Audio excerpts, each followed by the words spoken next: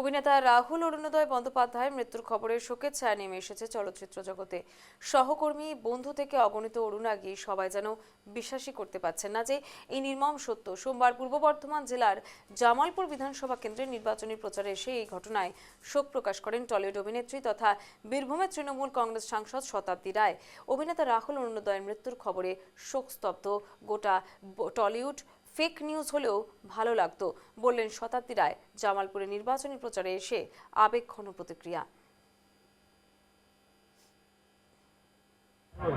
খুব দুঃখের, এটা অস্বাভাবিক এবং বিশ্বাসযোগ্য না। এখন যেরকম ফেক নিউজ হয়, সব পোর্টালগুলো ফেক নিউজ করে, সেরকম ফেক নিউজ হলে ভাল লাগবে যে না, এই একটা ফেক নিউজ ভাল লাগবে যে মানুষটা প্রিয় মানুষ সবার, এত একদম ইয়াং ছেলে, জলজ্যান্ত একটা ছেলে মৃত্যু খুব দুঃখের।